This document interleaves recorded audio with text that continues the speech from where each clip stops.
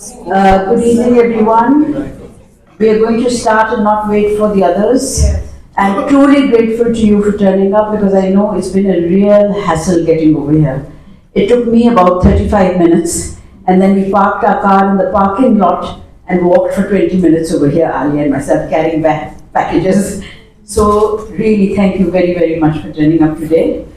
And we have these two eminent ladies who are going to sort of tell us all about culture and art and the soft power of diplomacy today. Dr. Maleeha Lodhi and Dr. Dushka Saiyid.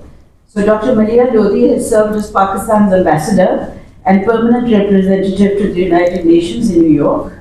She twice served as Pakistan's ambassador to the US, 1993 to 1996, and 2000 and 2002. I hope I'm right, Maleeha. Roughly. And as High Commissioner to Britain, 2003 to 2008. She has also served as a member of the UN Secretary General's Advisory Board and Disarmament Affairs from 2001 to 2005. In 1994, Time magazine nominated her as one of 100 people in the world who will help shape the 21st century. She is the recipient of the President's Award of Hilal-e-Imtiaz for public service in Pakistan, the author of two books, Pakistan's Encounter with Democracy and The External Challenge. She has also edited two books, Pakistan Beyond the Crisis State and Pakistan's Search for Stability. An Urdu translation of a collection of her columns was also published as a book, recently titled Pakistan Between Crisis and Hope. And in the conversation is Dr. Dushka Saiyid. She received a doctorate degree from Columbia University, New York in South Asian history. She has served as professor and chairperson, Department of History, Quaid-e-Azam University. She is the author of two books, Muslim Women of the British Punjab, From Seclusion to Politics, and Exporting Communism to India, Why Moscow Failed. She has published numerous research articles in national and international academic journals. She is the editor of Yulin, Good Neighbors, a monthly cultural magazine, and yulinmagazine.com, a bilingual Chinese-English website. So over to you, ladies. Thank you.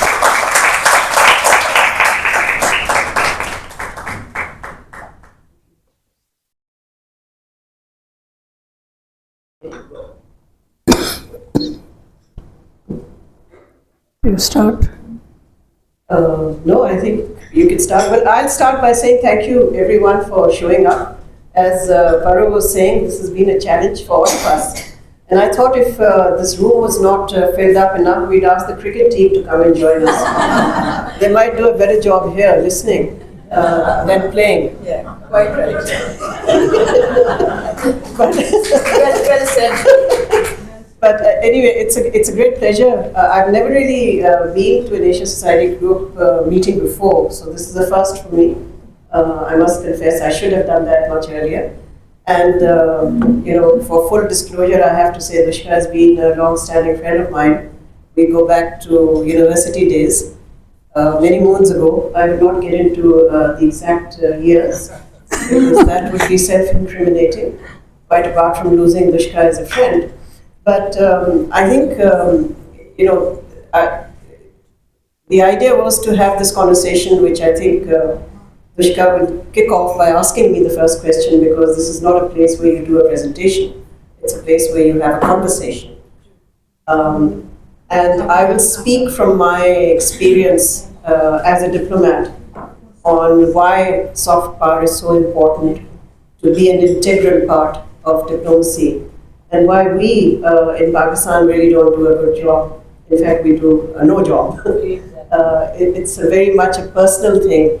Whichever envoy is interested in art, culture, soft power, does their bit, his or her bit, but there's absolutely no policy, no strategy, nothing. And I think, and I'll hand over to Dushka in a minute, I think one of the reasons people don't do it, or maybe one of the two reasons people don't do it, one, they're risk averse. They're too scared that if we project this part, maybe something will go wrong. And the second is, I think they don't take enough pride in their own culture, in their own identity, in the civilization from which identifies us, which defines us. So I think a lot has to do then with personal sort of, interest in the arts, as well as in one's own roots. And I do think that a diplomat who goes and represents their country, whether it's a she or a he, if they don't know their own country's rich cultural tradition, they actually don't know their country at all. Because it's not just about foreign policy. What is an integral part of foreign policy when you're projecting your country? You project your country in all its dimensions. You don't just project it in terms of 2 or 3 points of foreign policy. You do the whole lot. That's how people come to know who you are, where you come from, what your country is all about. Otherwise, and I'll end on this note, otherwise others define you. You don't define yourself. And that's the worst thing that can happen to anyone, which is that you have usually your adversaries or your detractors are defining you, and in ways that, it actually distorts reality. So anyway, Dushka, you can now ask whatever you want and we can continue to have a conversation. For starters, I know that Maleeha, while in New York, had a film festival of Pakistani films, also had an art exhibition and a performance in the UN General Assembly by none other than Rahat Fateh Ali. So she's been quite a mover and shaker in that respect. Also, I want to say something else, which is that in the field of sports also, Pakistan used to had legends like Fazal Mahmood and Hanif Mohammad, and PIA was a famous carrier once upon a time, and Jackie Kennedy flew in it.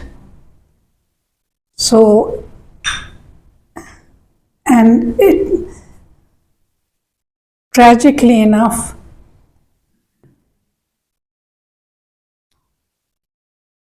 they started, they launched the Emirates Airlines also. But tragically enough, it's now gone down the tubes.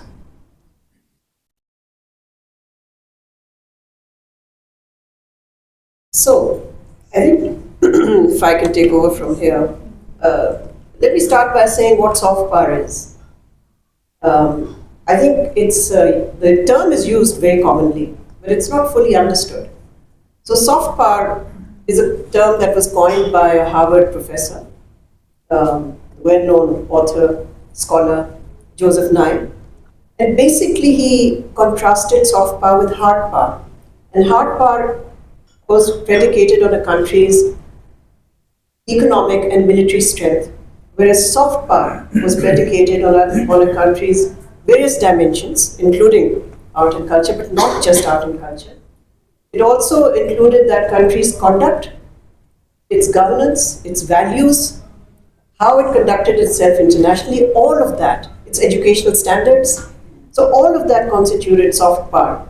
And the idea of soft power was, at least as part of diplomacy, is that how do you attract others, other countries, other people, through the power of persuasion, rather than the power of coercion. Because economic and military strength, you use your coercive power to produce outcomes. But soft power is the power of attraction, of appealing to others, that enables you then to achieve your foreign policy outcomes that you seek. So I think with that understanding, I can say a little bit about my experience. When I first arrived at the UN as Pakistan's ambassador, I was really quite astounded that nobody had really undertaken any cultural activity there. None, zero, zilch. I tried to research because I wanted to be right about this. And I found that nobody had done anything, which sort of, really amazed me. So I started sort of rather tentatively with this art exhibition that Dushka mentioned. And this, to me, was an eye-opener as well. It was an exhibition of contemporary art, essentially. And I flew the curator from Pakistan, and she put it all together for me. And I got some of the artists also there to meet with people. And I think when people came and saw that exhibition in the UN premises itself, many were very surprised because they didn't associate all of that with us. The UN Secretary General was my chief guest, and he turned around, looked at the paintings. There was some calligraphy as well. He looked at one calligraphy and said, "Oh, I thought that's all you did." Oh, really? Yes. This is the UN Secretary General. Ban Ki-moon, not the present one. I think the present one would know a little more because he's come to Pakistan about 16 times as far as I know. So, that was an eye-opener, because here was somebody who was a man of the world who thought that's all we do. We only do Islamic art, which we do, but we do a lot else. And then I discovered, and it was a test for me because I'd never done that before, when you contest elections to important bodies in the United Nations, it's a very competitive field, because the electoral college, as it were, is 193 countries. So you've got to get the votes of 193 countries to get elected to anything. So we were fighting an election, and it's a very competitive environment. We were fighting an election to get on to be a member of the UN Human Rights Council. And I said, how do we do this? Because the biggest blocks at the UN, the Africa bloc, is 54 countries. Without them, you can't win anything at the UN. And Pakistan does not have diplomatic relations with the majority of African countries. Latin America, we have missions, I think, in 2 countries, maybe, no, that's at 2 countries. And there's 17, 18 of them, if you exclude the Caribbean states, just Latin countries. So we don't have much of a relationship there either. Then there are what are called small island developing states, SIDS for short. There are 39 of them. These are these small island states. We don't have relations with most of them, 39 votes. So if you add up 54, 39, 17, and the bulk of them, you don't really have much to do with. Yes, of course, you do strike reciprocal deals there. In other words, you go to a country and say, we're fighting this election, but we know you're fighting another election next year, so let's have a reciprocal deal. So you do that. There's a lot of deal making, a la Trump. But but a lot depends on your personal outreach. Personal as in the missions outreach, not mine individually, but missions. So I said to myself, well, how do I make these people respond to us? They don't know much about us anyway. They know us through statements that we make. They don't know us beyond that. So I did this, the first ever concert by a Pakistani musician in the hall of the General Assembly. Now you can imagine how the majesty of that hall, it's called the Parliament of the World. So we had Rahat Fateh Ali performing there, and I told him to start with Allahu. And that was spine-chilling. I mean, it was like, all the people there we were so moved because it was the first time the name of Allah echoed in the chamber of the General Assembly.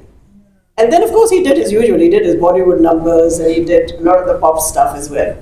And at the end of it, we had people dancing in the alleys of the General Assembly to Shabaz Kalandar and to the other songs. And these are people from all over the world.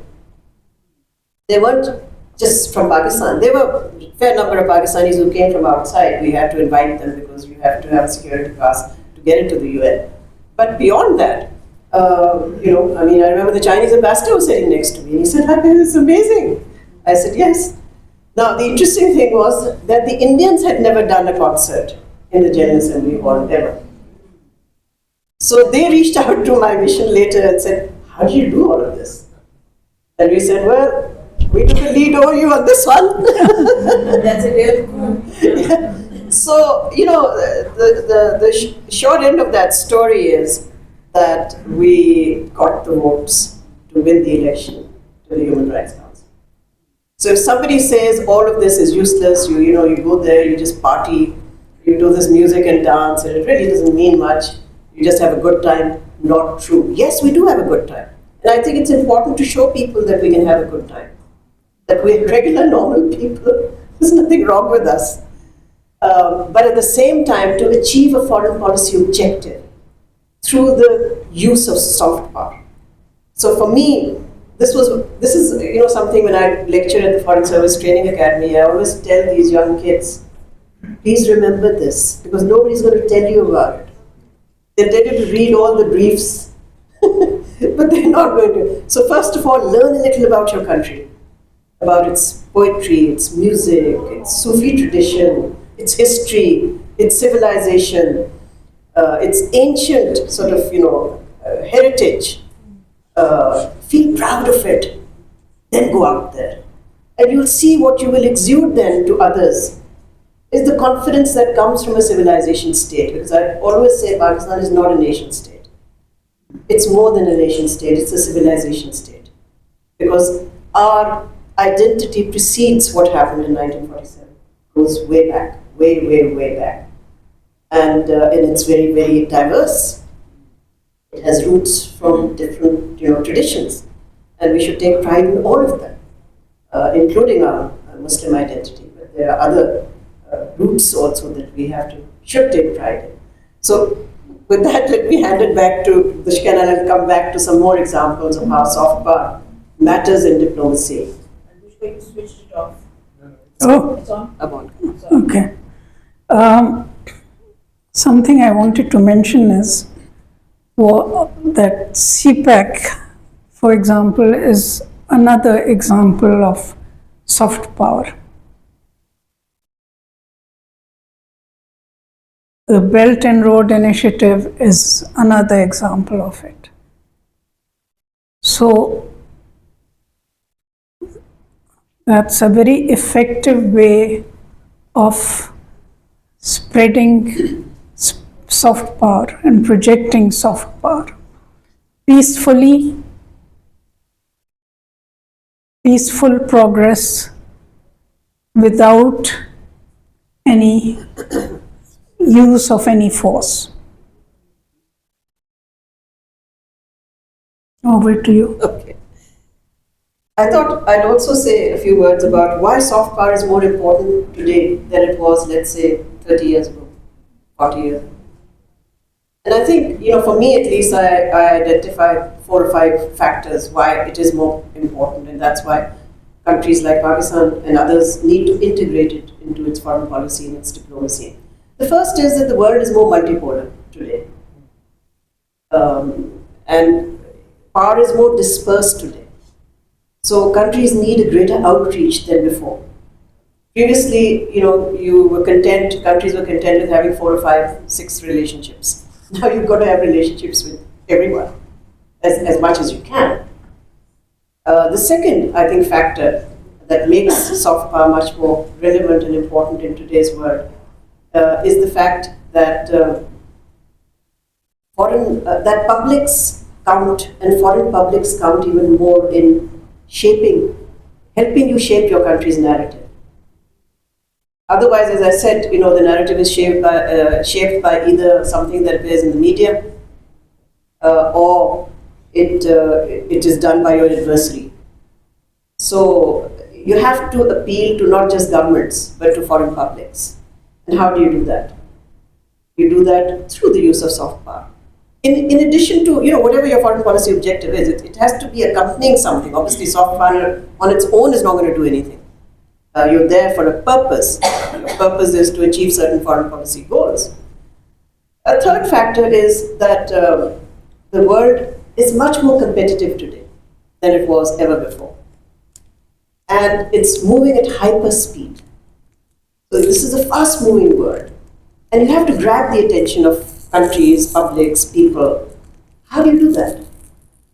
That's why, if you've noticed, I'm sure you all have, branding is so important. Countries brand themselves. If you switch on to an international television network, you'll see that there's amazing Malaysia, incredible India, and so on. There are many countries. A lot of former Eastern European countries actually have done a great job in branding themselves as tourist resorts. Because when they came out after the Cold War, I think less was known about them than perhaps they wanted. So these are these major campaigns that countries run to show what they are and to brand themselves. And branding helps them in all sorts of ways. It helps them in their foreign policy goals, helps them in their tourism objectives, it helps them in their commercial goals. Then, of course, the fourth factor that I think makes soft power more important today is the advent of the information age and the digital era. Because you now have these technological tools that you can use to amplify your message, to showcase yourself, and to showcase yourself to millions of people by just a click. That's it. You didn't have this before. 20 years ago, perhaps even 15 years ago, we didn't have this. So many platforms, so many tools, and so many instruments through which you project your country and your country's soft power. And I can assure you that sometimes the impression you leave, at least I found that at the United Nations, and I was new to that game. I had served in bilateral posts my first time in a multilateral one, where you're really ambassador to the world. You're ambassador to 193 countries. The thing I noticed was you could deliver the most effective speech, the most eloquent speech in the world, but they'll still remember you by Raat Fateh Ali Khan. And another concept that I did, again, because we were fighting another election, usually I tried to kind of, synchronize it with elections that we were fighting, contesting. Was I took a band called Sachal Jazz from Lahore, which was, fusion music. So imagine Take 5, the famous Dave Brubeck number being performed on a sitar and a tabla. I mean, it was mind-blowing. Again, in the hall of the General Assembly. And, several Western ambassadors were sitting with me and said, these are songs these are all songs we know, but we've never heard them being played on Eastern instruments. And again, it was a blast. I think, people remember that concert. So, even when I was leaving my assignment, many of the farewells that I went to, I think a lot of my ambassador friends used to recall these more than a speech I may have made in the Security Council. Even though I worked much harder on the Security Council speech, but this is what they remember. They remember the music. And that's not all I did. I also introduced what I called street food. So we had this street food sort of day at the UN in the very prestigious delegates hall. And there was such a long line to have samosas and pakoras and dahi badas. And we had explanations of what the food item was. Again, the idea being to, this is also, your cuisine is your soft power. This is how you get through to people. The way to their minds is also through their stomach as much as through their ears. So there was this street food, and as Dushka mentioned, I also organized 2 film festivals. At that time, Pakistani movies were really, these days it's a little down now, but the movies were really coming out, independent filmmakers. Amazing. It was an amazing sort of flowering of Pakistani cinema, a revival of Pakistani cinema. So I was lucky at that time, so I cashed in on that. And I have to tell you that the people that I approached saying that you'll have to come and attend this, Maleeha Khan, for example, the top stars actually, they didn't ask me for anything except the ticket, obviously. But, usually people think they have big egos, they want this, they want that, they wanted nothing. They wanted pick and drop from the airport, obviously, just the ticket. And they're very happy to be there attending this because they also felt a sense of pride that we're taking our movies to New York. So the film festival was held at the Asia Society, which is a very prestigious venue. And of course, because it's Asia Society, mostly you get a lot of people, or other than Americans, you get a lot of people from the Asian background. And there were people, for example, the Iranian ambassador, he came and saw one of the movies. The Sri Lankan ambassador came and saw one of the movies. The Turkish ambassador came. And, so it had a really international audience. And again, I remember the remarks of 1 or 2 people because we had a reception then at the UN so that the others could also meet with those who didn't want to see the movies could meet the stars. And I remember one ambassador, I won't mention the country, saying, but you know, I thought only Bollywood produce movies. You do them too? And I said, yes, we do. I mean, we stopped doing it some time ago, but now we do. So the movies were a huge success. Again, they were all we had to get them all subtitled.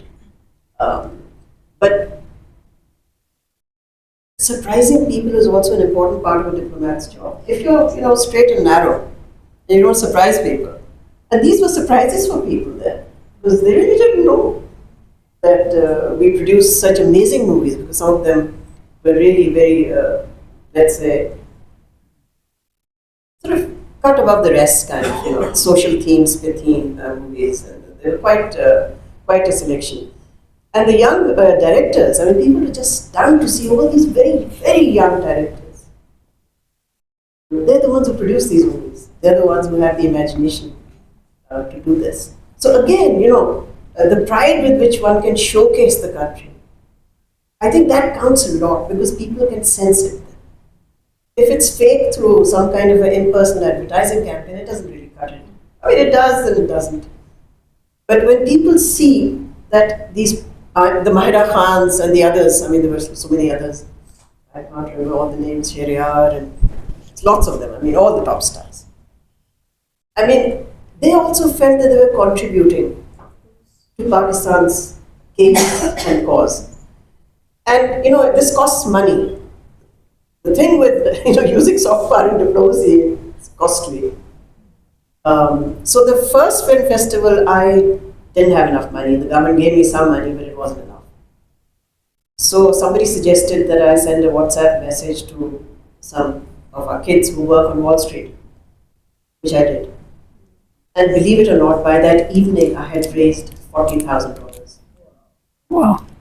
40,000. And these kids, I mean, they were all kids working there in various investment banks and so on. I asked them later, because I did an after party so that the donors could come in, mingle with the stars. So I asked them, why did you do it? I mean, some had contributed 10,000, some had contributed 5, whatever it was. And they said, we just wanted to feel good about Pakistan. That's it.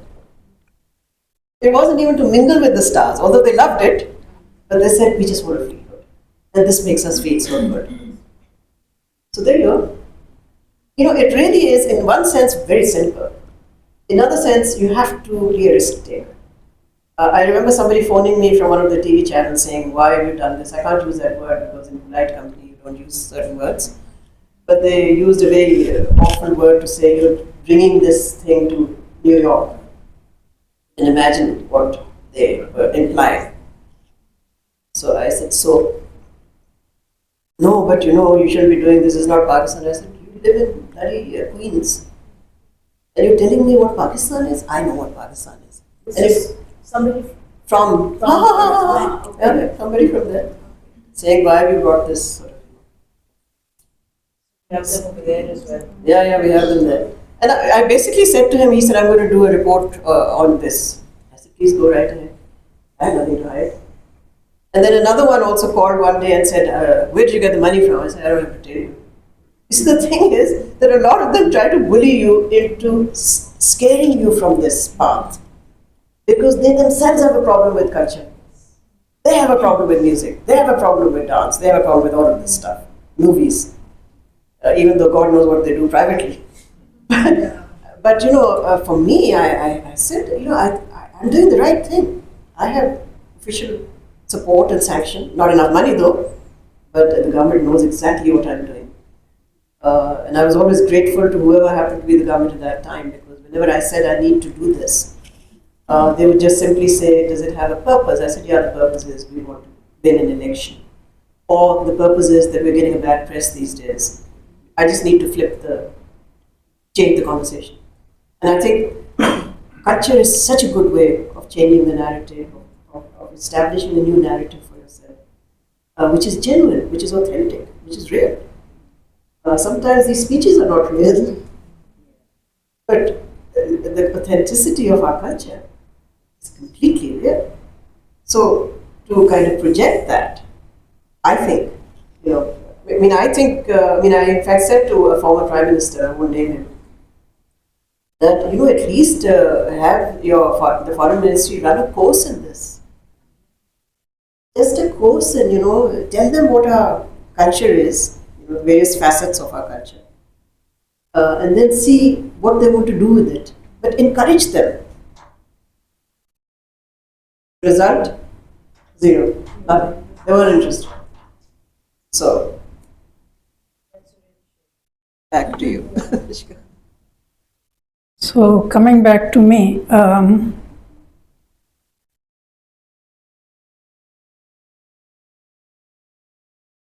some very good films were produced. One was called Shah. I don't know whether any of you saw it.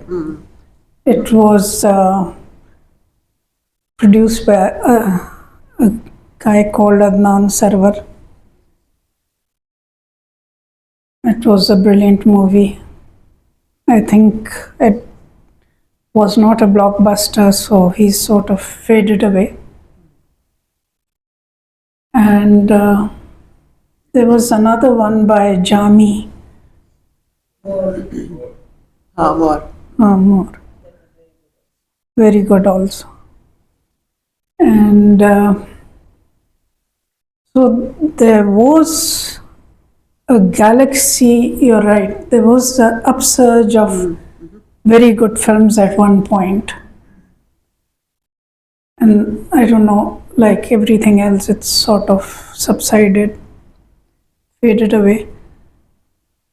And coming back to the Belt and Road and CPAC, it has had a profound effect in changing the narrative of China and its peaceful rise.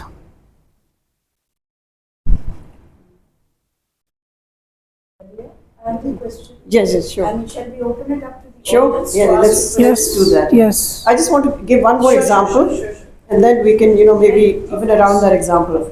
The other time that I found that it, soft power came in handy, although it was a very paradoxical thing to say, was that I was ambassador to the US when 9/11 happened. And of course, when 9/11 happened, we were seen as the Taliban's best friends, although we are the worst friends now. It's a different matter. And there was a crisis.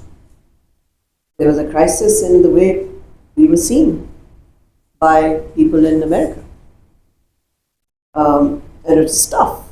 Of course, we then extended our cooperation to the United States and to the international community. It wasn't just the United States, with the US leading that. So for me, the task was, the negotiations were taking place at a very senior level, top level. For me, the task was, how do I convince the people in this country, in America, those watching TV and those in the think tanks and those who are in the policy community, obviously, not the average American who's probably not interested, that about who and what Pakistan is.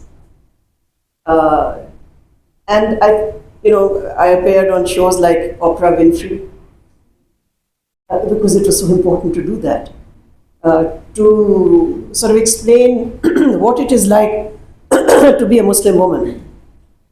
And that was a challenge for me because I've never had to define myself that way.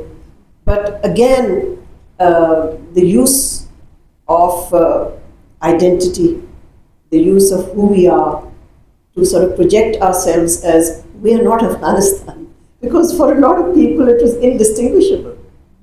It's the same thing. So these are the people who are friends with the others, and we've been attacked. So, again, the challenge was changing the conversation. How do you change the conversation? You have to change the conversation. It was still about, obviously, Pakistan was in the spotlight. I mean, there's no doubt about it. I mean, there were certain days I did, like, I think six TV interviews. Like, I was going from one studio to another, just to explain what Pakistan's position was on the crisis that had occurred. but at the same time to explain Pakistan. Because at that time, I think there was such a avalanche of criticism of Muslims that I ended up, in a way, becoming an envoy for Muslims, not just Pakistan, just to explain that what you're saying about my religion isn't exactly what my religion is. And then, explaining it in a soundbite, which is very, very hard to do. So again, and then using culture, again in a very different setting. I mean, this is a very different setting from the UN and you're doing music and all of that. But this you're doing by words, by explanation, where again you're using soft power to convey to them your country's identity, again its civilization, the fact that we are who we are, that this crisis has happened. Yes, it's happened in a neighboring country. This is who we are and what we represent and what we stand for. So that's a different kind of example. But again, it's an example that also, I think, demonstrates the power of public diplomacy and the need to get your message out there, to communicate and to be confident about your country's position. You have to believe in it. I mean, I think fundamentally it comes down to belief in what you're saying and belief in who you are and belief in what you represent. If you don't have that, then, go take a cookery class or something. Go do something else. But this is not for you then. Ji. So, we'll open it up to the audience. If you have any questions, just 1 second. Who's that, Imran at the back? I can't see. No, it's somebody else. Imran.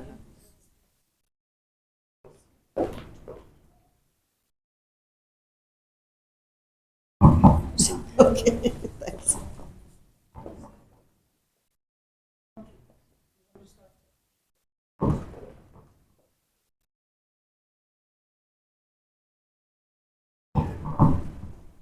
Assalamualaikum everybody. Ma'am, when I came to Pakistan for the first time, I came to do a series for Yorkshire Television. And I had requested my researcher to give me some very affluent people who mattered. Guess what was the name right on top? Maleeha Lodhi. Now, Maleeha struck a chord with me, because my Nanial is Maleehabad, and my great-grandfather is the great poet Josh Maleehabadi. I couldn't meet you on that trip, so I missed out on the interview because you were all over the place. But as I got on in later in life, I realized that Pakistan was really has been very lucky to have somebody like you. And there's just one you. It's a whole diplomatic the circle that I have seen.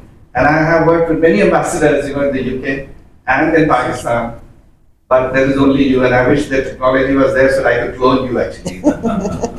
Thank you.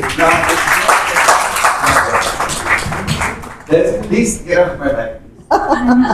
She pulled me off the stage once, Ma'am, talking about cultural diplomacy, when Pakistan was celebrating 70 years of independence, I was approached by Ambassador Ibn Abbas and Zai Chaudhry, to do something, really.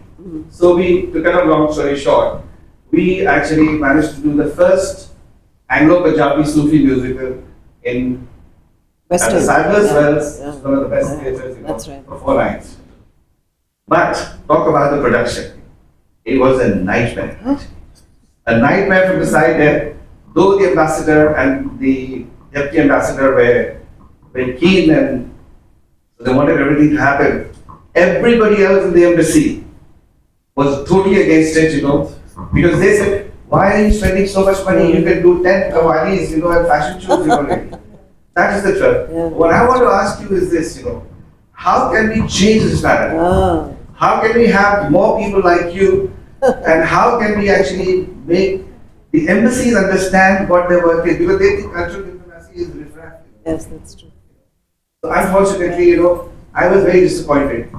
When the show happened, Zahid was in tears, he said, now I will show people what we can do. Because every single theatre magazine wrote about the musical, I heard about that. what a difference it made, and all the ambassadors talked about it. So cultural diplomacy is very easy to talk about it. Like you said, we need money. How can we get that money? Influence, of course, as we talked about. And what could we do to get the embassy, all foreign ministry to understand the importance of that? That's my question. You know, I think to quickly answer your question. But yeah, can you just Ji. move the mic a little higher? Okay. To quickly answer your question, first of all, I'm very humbled by what you said. I'm very, very humbled. Thank you. I think the answer lies in the chief executive of the country has to take interest in this, have to believe in it. And then you need to have a foreign minister. You need to have a foreign minister. You need to have a foreign minister who takes interest in this. And they have to buy in to this. If you don't buy this idea of projecting your soft power, then you're not going to be able to do anything. Look, money, etc., there are ways you can raise it. I mean, I did, before this UK event that you're talking about, I did a massive show in Trafalgar Square. Massive. So it had everything. It had, fashion, music, pop stars, you name it. A military band to boot into his. And for that too, I raised half the money in the UK from Pakistani businessmen. Governments don't have that kind of money, but there are ways in which you can raise this money. But I think fundamentally the answer to your question is that you have to have the leadership here that believes that this is useful, that this is something that will help Pakistan promote its objectives abroad, and it's also something that will help to enhance Pakistan's image. I mean, we have a real image problem. We have an image crisis, in fact, most of the time. Or we are totally insignificant. There's no attention, no focus on Pakistan. Either way. So the only way out is really, at the leadership level, there has to be some kind of commitment. Okay, he wants to say 2 lines. Okay. I'll Ji. have 2 lines. Two The lines. first line is, I was very disappointed that I was not invited to that event. Oh. The second is, how can we make this process of cultural diplomacy sustainable? Leadership. You want to say answer? How to make it sustainable? Leadership. There are only 3 ways. Has to have a leadership that believes in all of this. Zala. Ji. Yeah, hello. Naeem.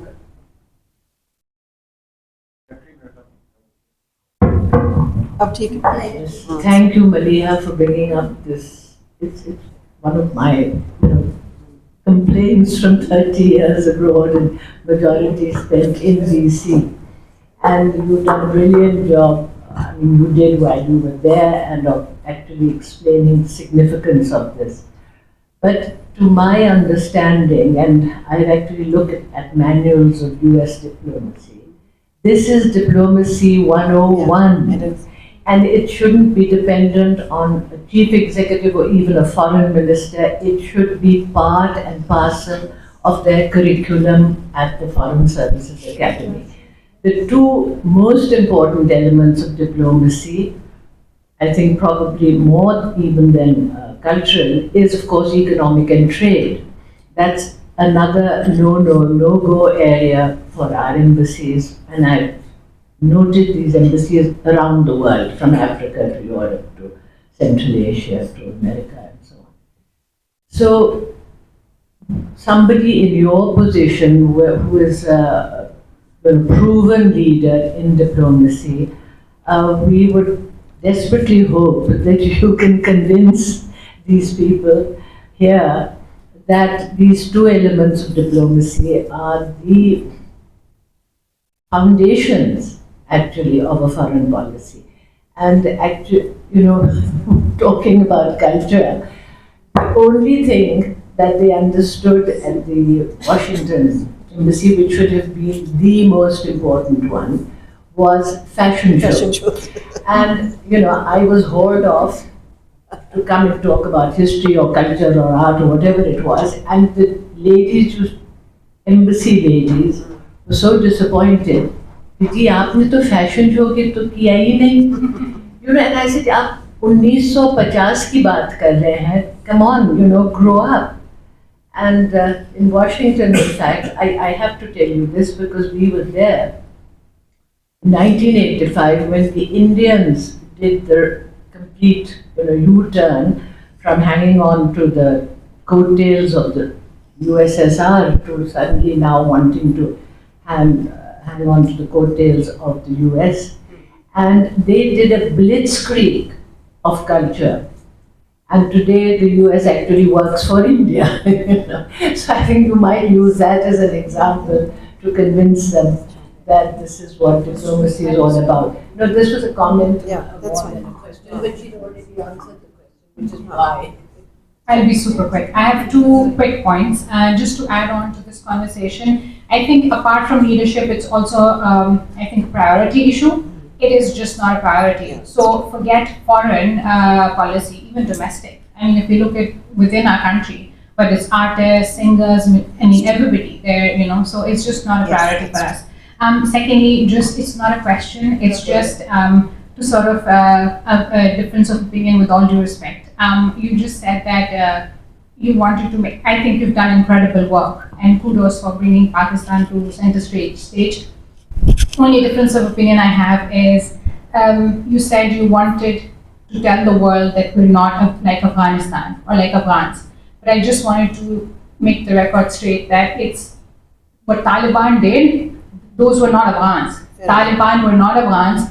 And I mean, we all know that Pakistan has played an important role in everything that has gone on in Afghanistan. And so Afghanistan, that's not an indigenous movement to Afghanistan. It was imposed from the outside, and Afghanistan has actually been, historically a very sort of emancipated culture and people. Just want to say that. Thank you. Yeah, I want to say something about that. In 1966, a whole lot of us from Presentation Convent went by road, taken by Miss Mubaraka, to Kabul. The roads were brilliant. The shops were filled. It was a different Afghanistan. Rawalpindi felt far behind. It was modern. We went to the lake.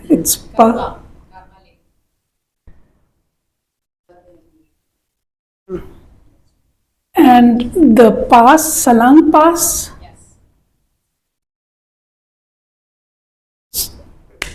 So it was a completely different Afghanistan.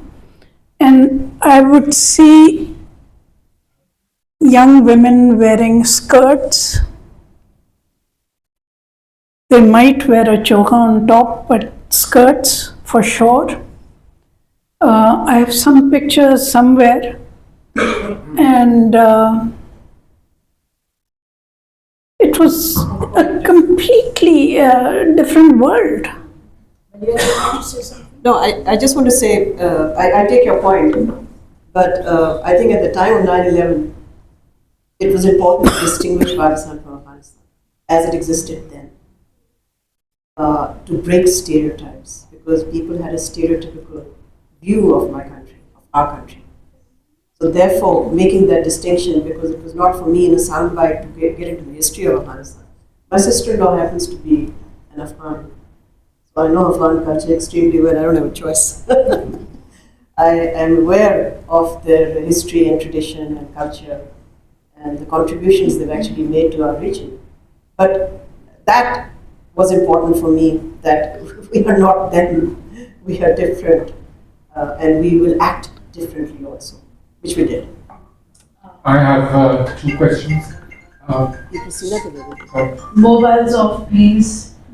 First from Dr. Maleeha. Ji.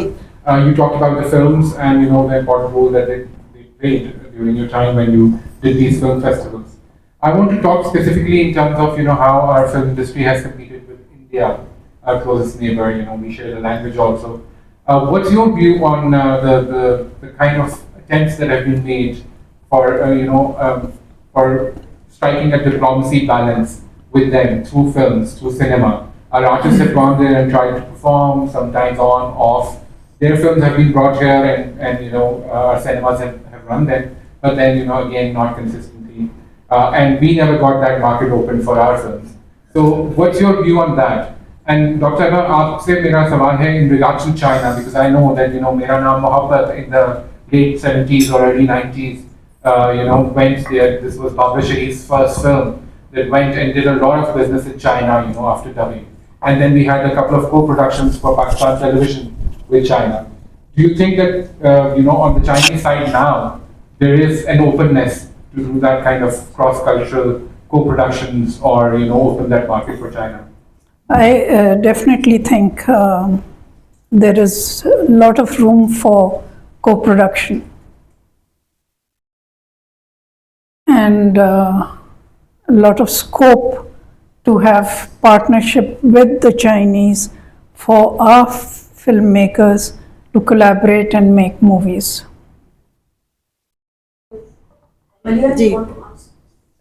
I'm really not competent to answer the question about whether there should be an exchange of movies between India and Pakistan.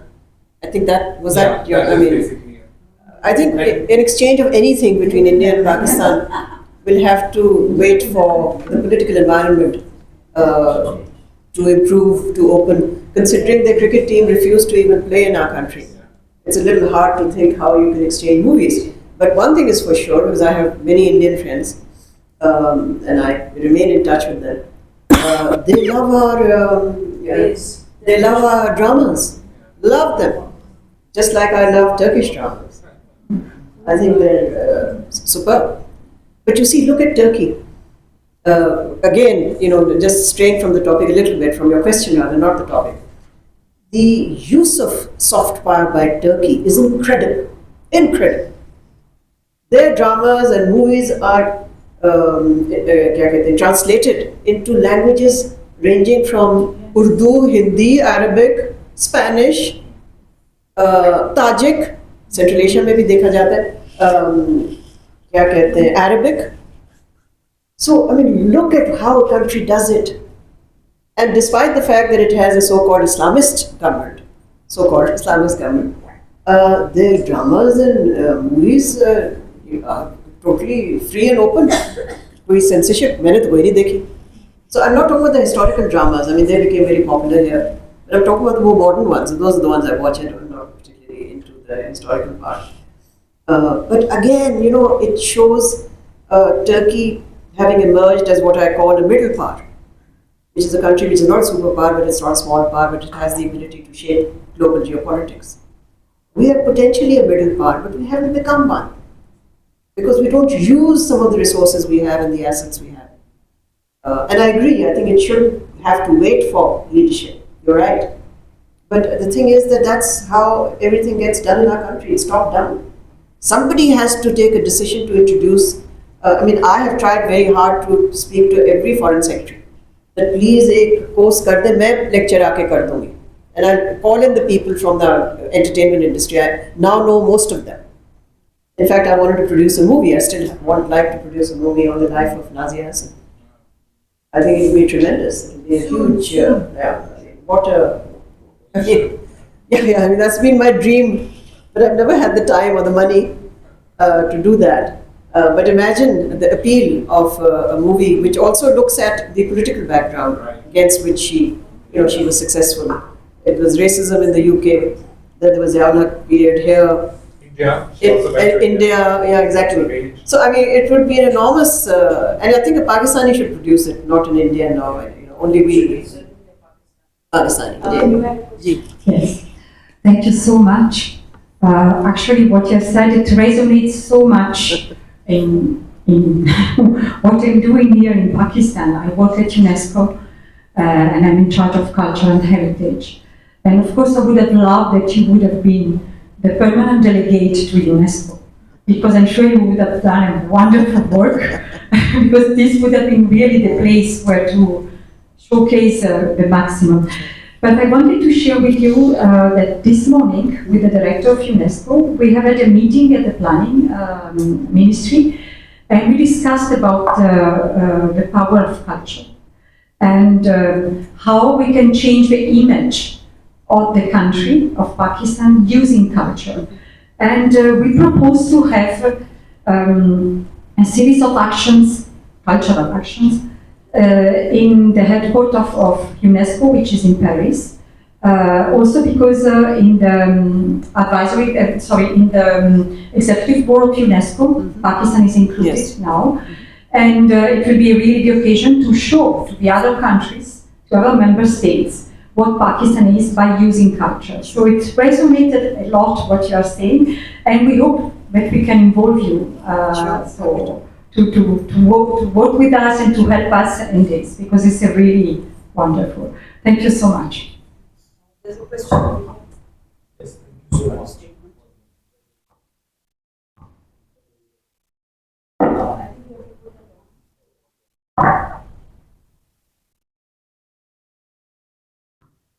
Hello. So thank you so very much for the very informative talk here.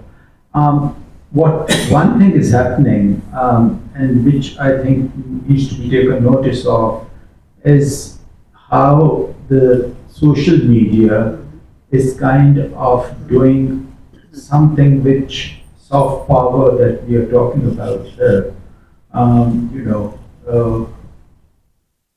doing.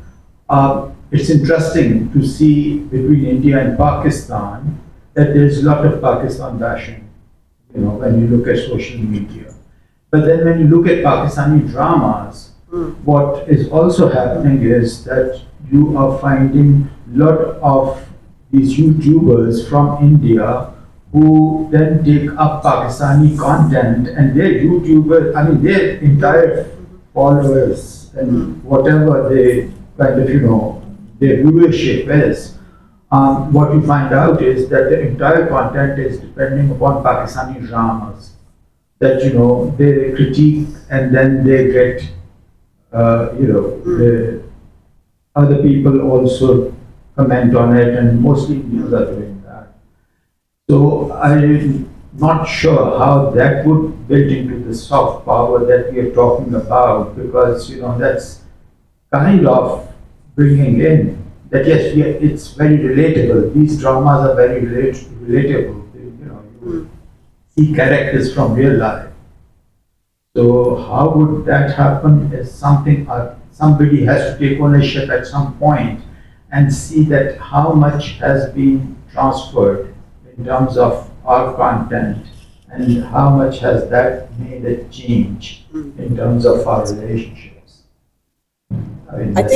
I think it's a great observation. I don't think I need to respond to that, but I agree with you. I think the power of the social media in amplifying a message, projecting soft power is very much there, and it's actually a game changer, because you can do so much through social media platforms, whether they are Instagram, TikTok, rather than Twitter, etc., because those are not really amenable to what we're talking about, although they're there for political messages. It's really TikTok and Instagram that are, can be used as great instruments for cultural projection, political messaging, and also figuring out exactly what you're saying, that the impact that you could be having on the minds and hearts and minds of people of a country that you regard as an adversary. Does it change their view about you at the public level? I don't think anybody's done that kind of study, but I think it's a very good idea. Maybe somebody should undertake that task to see whether views change as a result of this, or do they just get reinforced? I don't know. I don't have the answer. But thank you for raising that. One last question here. A statement. Yes, I'm just introducing something. Thank you so much, both of you, and it is great to know what you have been doing, and we as Pakistanis need to appreciate that, because I'm here, you're talking about the soft power, and I would like to bring to your attention a creative aspect that existed in Pakistan for the last 35 years. And we have made a name for Pakistan all over the world. And that is the Floral Art Society of Pakistan. And there are 40 countries belonging to the World Association of Flower Arrangers. Pakistan is part of that. And every time we go to a country, at least 70 people of our delegation, they go. The least group was 25, the most was 70. And I remember in Boston, where I was asked to demonstrate for Pakistan, I was talking about my homeland and related the treasures within the land to the treasures within our people. Fantastic. And that is where we need recognition. Yes, I agree. Because as we go to any country, be it Japan, be it South Africa, be it Ireland, be it Bermuda, we have been everywhere. So we contact the embassies, but we get no response. So the thing is not lack of leadership, the thing is lack of belief in oneself. Yes, I as agree. Pakistani. Yes, absolutely. Because here I will quote Karen Armstrong's quote. She says, civilization existed in Asia. It is new for the best. Nice one. Well done. Nice But we have to believe in ourselves. Yes, I agree with you. And that is why I remember in Japan when we went in that hotel where the show is taking place, where the 40 countries, at least 500 to 600 delegates from all over the world are competing one another. By the way, Pakistan ranks 4th in that. Good show. And we called the Japanese, our ambassador in Japan, please send the flag. All the countries' flag are there in this hotel except the Pakistani flag. And then we invited the ambassador, and they only came when they came to know the Empress of Japan was coming. Shabash. So please, this is a request for the Foreign Ministry to just recognize this. Yes, I agree with you. These ladies do not want any money. Sure. We do our own expenses. We travel on our own. We carry our own baggage. We just demonstrate and compete for Pakistan and bring a name back. Thank you, Farhana. That is wonderful. So basically, yeah, thank you so much. Soft power of diplomacy basically should not be just, left to institutions. I think each one of us, Yes, as individuals, yes. should promote our own culture in whatever way we can, and this is what the Asian Study Group tries to do. So I would like to really thank the audience for making the effort to come here today. Thank you so much, and thank you, Maleeha, and thank you, Dushka, for taking time out. Sure. It's very, very kind of you.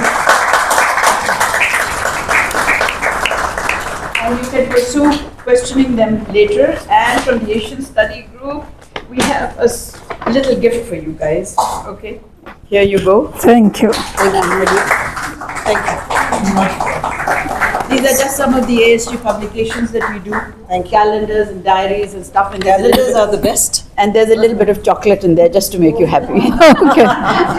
So thank you everyone for taking time out. We really appreciate this, and we do hope that you will continue to be members of the ASG. And those of you that are not, please asianstudygroup.org. That's our website. Thank you so much.